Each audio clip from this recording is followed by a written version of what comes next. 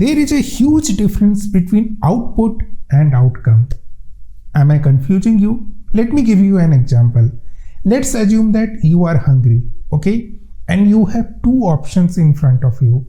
On the one side, you have home cooked, freshly cooked meal. On the other side, you have junk food. Now, irrespective of whether you eat your home cooked, freshly cooked meal or you eat junk food, the output will remain the same. What will be the output? Your hunger will be satisfied. But what will happen to the outcome? It will be different because your home cooked meal, your freshly cooked meal will go easy on your stomach. And if you are keep on repeating this twice, which means that you are keep on eating junk food, the output will remain same. Every time it will satisfy your hunger, but over a period of time, the outcome will be drastically different. And that's the precise reason we must understand the difference between output and outcome. And you know what? People who work hard worry about output. People who work hard as well as work smart, they worry about outcomes. Now, I am not saying that they are mutually exclusive. I am not saying that you will get outcome without output. You need some output to get the outcome.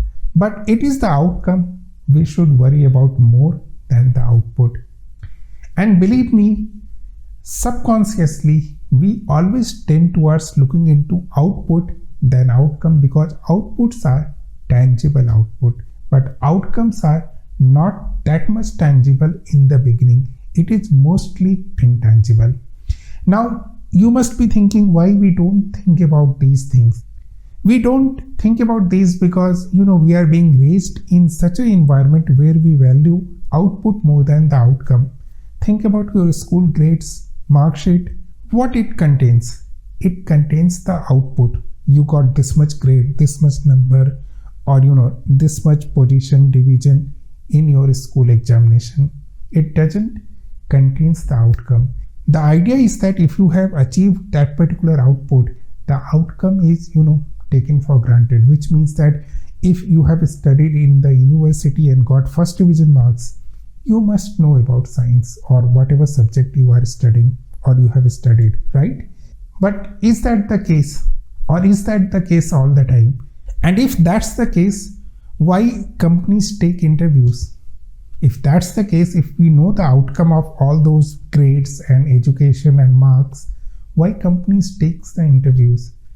They take interviews to ascertain whether the outcome was there or not out of all the output you are showing. And that's the precise reason when we see, lots of CVs and resumes, the output looks very impressive, but the outcome doesn't.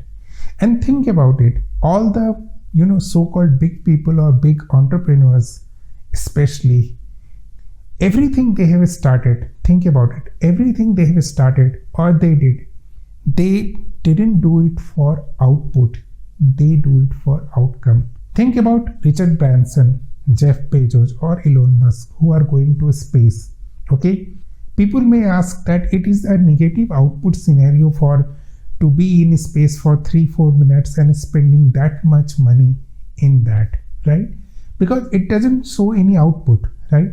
But these people are worried about the outcomes, and these outcomes in the future will create something tangible which is looking extremely intangible at this moment of time.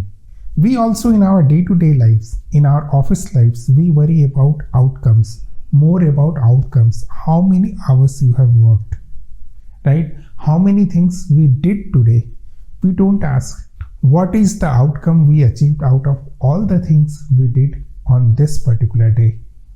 Believe me, if we start asking that particular question, everybody day will be different. Every office will be different because we will value more the outcome than the output. We know that people need to generate output to get the outcome, but are they focused on the outcome than output? Just concentrating on output is not that bad maybe once you are, achieve the success. For example, as an individual, you reach to a particular position. As an organization, you have a, good enough market share, but that will lead to stagnation.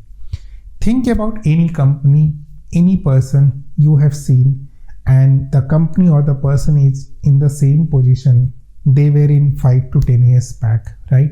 Of course, there will be small increments, but they are still, approximately in the same position. They are profitable, they are successful, but they didn't manage to grow. Now, if you think deeply about it, it is highly likely that you will find that the company or the person is worried more about the output than the outcome. That's why they are successful, but they are not growing. To grow, we need to value the outcomes, not the outputs. So that's all I wanted to share today. Thank you all. Thanks for watching. We will meet again. Until the next time we meet, good day, goodbye. You take care.